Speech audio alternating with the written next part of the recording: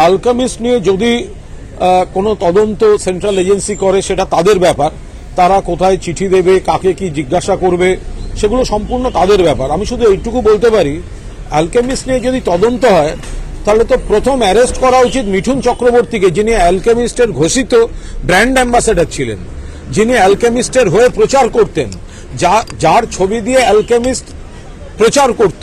তা অ্যালকেমিস্টের brand ambassador Mithun Chakraborty, তিনি বিজেপিতে রয়েছেন, বিজেপি তাকে পদ্মভূষণ দিচ্ছে, আর সেই জায়গাটায় গিয়ে অন্য লোকের কাছে গিয়ে নোটিশ দিয়ে ঘুরে বেড়াচ্ছে কেন্দ্রীয় এজেন্সি, মানুষ বিচার করবেন।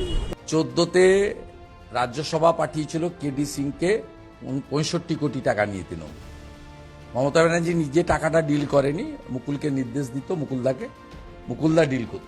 11 সারদার টাকাতেও ভোট হয়েছে, সবাই জানে।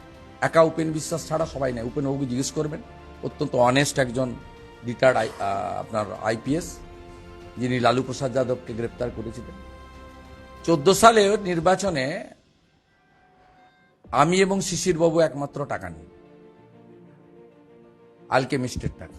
আর বাকি 40 জন তৃণমূল প্রার্থী 75 লক্ষ করে টাকা নিয়েছে আলকেমিস্টের টাকা। আমাকেও যদি তদন্তকারীরা ডাকে, আমি পরিষ্কার গোটা হিসাবটা বলে দেব কোথায় কিভাবে হয়েছে।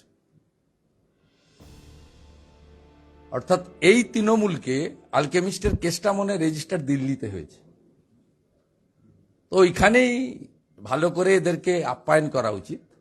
এখানে থাকলে তো উডবান ওয়ার্ডে ঢুকে পড়বে, এমনকি এই কালীঘাটের কাকুর মতো বাচ্চাদের আইসিইউতে ঢুকে পড়তে।